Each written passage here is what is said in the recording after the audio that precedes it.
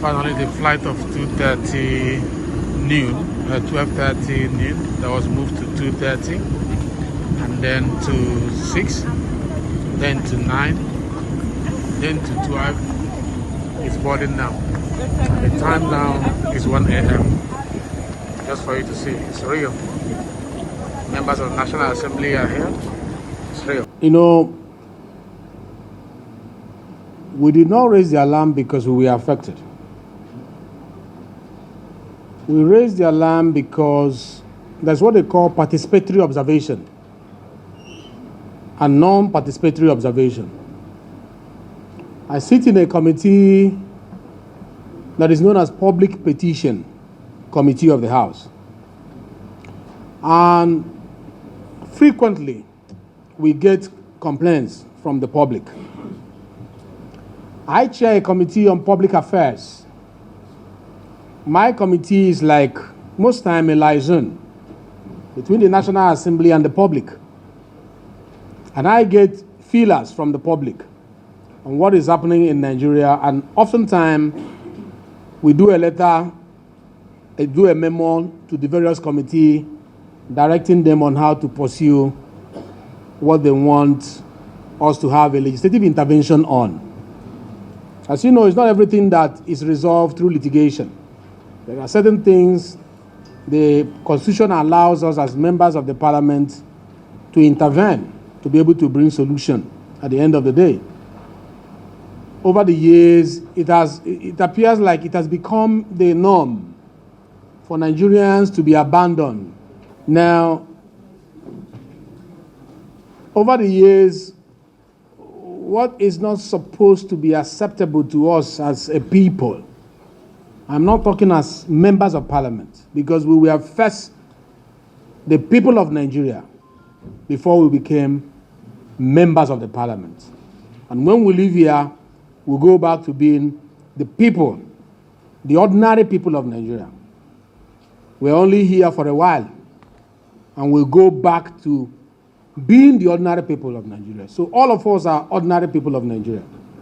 And I can assure you, we went through the hall yesterday and we saw the problem was not that the flight was delayed. That wasn't just the problem. There is a provision if a flight is delayed, how you should relate with your passengers as people who have contracted your service. We were there not as National Assembly members. We were there in our personal capacity on our way from a national assignment. There are two different things. If the National Assembly had chartered that flight for that assignment, we'll be speaking as National Assembly members.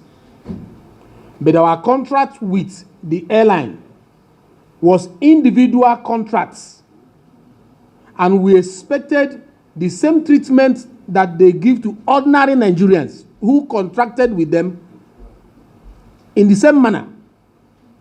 So it was not because we are members of National Assembly. It was because we are general people of Nigeria who contracted with a private sector company for service provision, and we were left unattended to for more than 12 hours.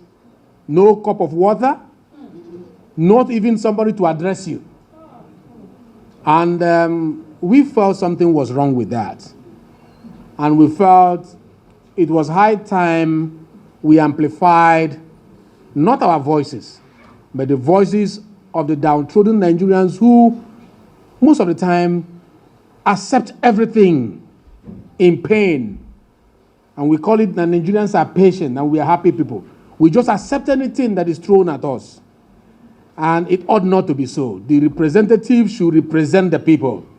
The representative should represent the people who are in pain. And I can assure you, most of them did not have money to buy water to drink yesterday. Most of them used their last money to pay for the flight ticket. Most of them did not have money to buy food. Some of us were buying food for some of the passengers. And this was supposed to be the responsibility of the airline.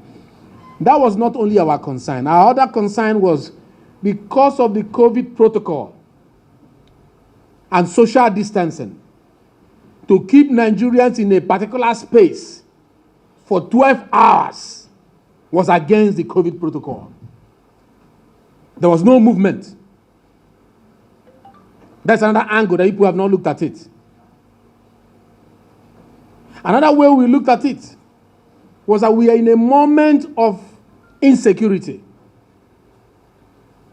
To have people who are supposed to be on the go, maybe 30 minutes waiting or 1 hour at most, and then they move.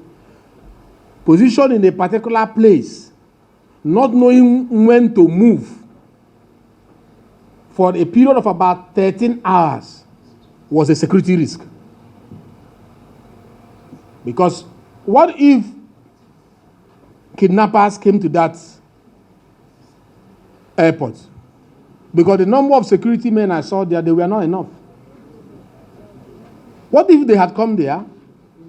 Forget about the National Assembly members who were on National Assembly, and we are going from that National Assembly function assignment to another National Assembly function, which we miss. We miss all the roles we're supposed to play for Nigerian people yesterday because we were kept almost hostage for 13 hours.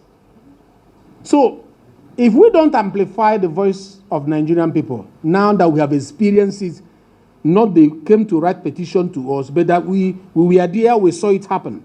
We actually, when we waited to be spoken to, we did not hear anybody speaking to us. We went to look for the manager. We went to the desk. The counter, nobody was there. We went to the office, nobody was there to address us. It ought not to be like that. If there were foreigners, like I saw 1 or 2 foreigners yesterday, you could imagine what was going through their mind. It's not a good image for Nigeria. So, right there and then, we decided as members of the House to take it to the next level, and we'll be engaging with the various agencies in charge of this, ministries in charge of this. And I also heard that some of the people who were affected felt that their right was stepped on and they are going to pursue it legally to find out whether or not it was right to be so abandoned. And the psychological trauma, the pain, the losses, that will be for them to canvass before, the court or back to National Assembly if they send in their petition and all the rest of them. So that is it about that. And we need to change this because it is affecting the man-hour in Nigeria. The consequences of that is that when you delay a workforce for 13 hours, the nation will lose on their GDP, what they're supposed to produce within that period. The consequences of delaying a flight is so much, and we're going to make sure that the agencies in charge of monitoring these excesses, that they step up and get the job done.